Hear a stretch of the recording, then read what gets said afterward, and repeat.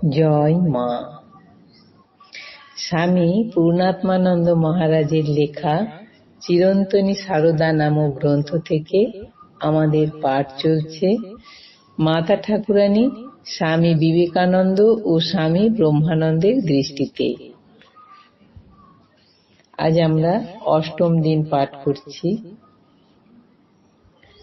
রামকৃষ্ণ সংঘের পরবর্তী ইতিহাস সাক্ষ্য দেয় শুধু স্বামীজির জীবনকালেই নয়, তার তিরোধানের পরেও যতদিন শ্রীমা মরদেহে ছিলেন ততদিন সংঘকে বহু দুর্যোগ এবং সংকট লগ্নে আক্ষরিক অর্থেই রক্ষা করেছেন, পালন করেছেন। শুধু তাই নয়, আদর্শ ও পন্থা নিয়ে কোনো বিরোধ উপস্থিত হলে ব্যক্তিগতভাবে অথবা সমষ্টিগতভাবে সংঘভুক্ত ত্যাগী সন্তানগণ তাঁরই মুখাপেক্ষী হয়েছেন এবং তিনি প্রয়োজনীয় নির্দেশ দিয়েছেন, পথ দেখিয়েছেন। স্বামীজিকে দেখি যে কোনো গুরুত্বপূর্ণ ব্যাপারে সিদ্ধান্ত গ্রহণের আগে শ্রী মায়ের উপদেশ এবং অভিমত প্রার্থনা করতেন এবং শ্রী মায়ের নির্দেশ এবং ইচ্ছায় স্বামীজি সব সময় শিরোধার্য করতেন। এ সম্পর্কে তাঁর কোনো দ্বিধা, সন্দেহ বা সংশয় ছিল না। কোনো প্রশ্ন কোনোদিন স্বামীজির মনে ওঠেনি। স্বামীজির অন্যান্য গুরু ভাইরাও এ ব্যাপারে সর্বদাই স্বামীজির পদাঙ্ক অনুসরণ করেছিলেন। এই সম্পর্কে স্বামী শারদানন্দ বলেছেন, মঠে প্রথম প্রথম কার্যধারা নিয়ে অনেক সময় মতের পার্থক্য হলে স্বামীজি মায়ের কাছেই তার সমাধান চেয়েছেন। শ্রী শ্রীমা যে কোনো সমস্যার সমাধান তৎক্ষণাৎ করে দিতেন। তার যুক্তিপূর্ণ মীমাংসা সকলেই দ্বিধাহীন চিত্তে গ্রহণ করত। স্বামীজি বেলুর মঠে প্রথম দুর্গোৎসব করবার ইচ্ছা করলে অনেকের অমত হয়। তখন ওই বিষয়ে স্বামীজি শ্রী শ্রী মাকে জিজ্ঞাসা করেন। শ্রী শ্রী মা তৎক্ষণাৎ উত্তর দেন, হ্যাঁ বাবা, মঠে দুর্গাপূজা করে শক্তির আরাধনা করবে বই কি। শক্তির আরাধনা না করলে জগতে কোনো কাজ কি সিদ্ধ হয়? তবে বাবা, বলি দিও না, প্রাণী হত্যা করো না, তোমরা হলে সন্ন্যাসী, সর্বভূতে অভয়দানই তোমাদের ব্রত। স্বামীজির কিন্তু ইচ্ছা ছিল নবমী পূজার দিন দেবীর নিকট বলিদান হয়, কিন্তু শ্রী শ্রী মায়ের আদেশে তিনি সে সংকল্প ত্যাগ করলেন এবং চিরতরে আমাদের সব কেন্দ্রে পশু বলির সংকল্প রহিত হল।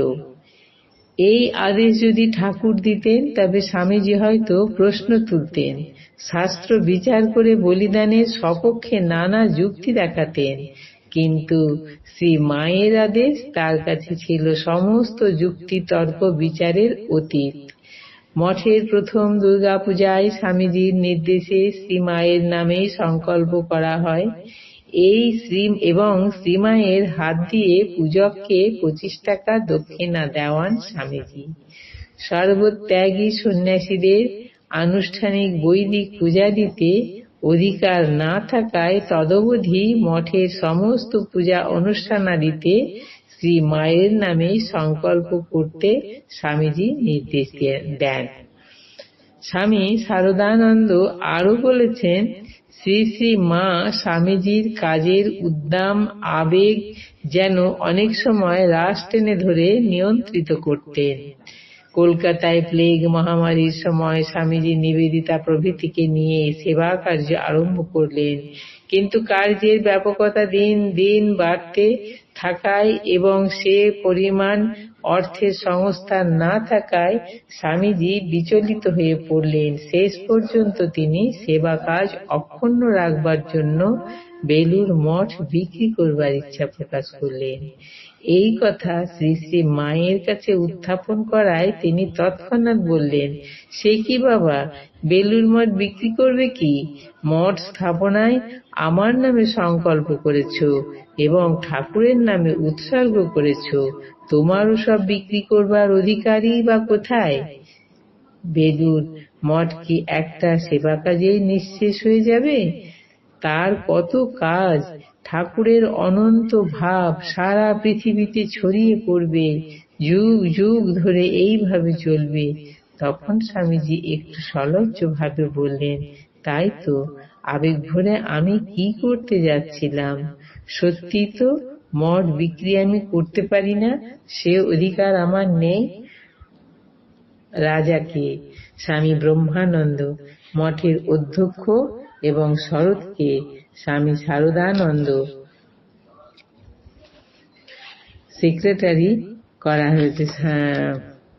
রাজাকে মঠের অধ্যক্ষ অর্থাৎ স্বামী ব্রহ্মানন্দকে মঠের অধ্যক্ষ এবং শরৎকে অর্থাৎ স্বামী শারদানন্দকে সেক্রেটারি করা হয়েছে।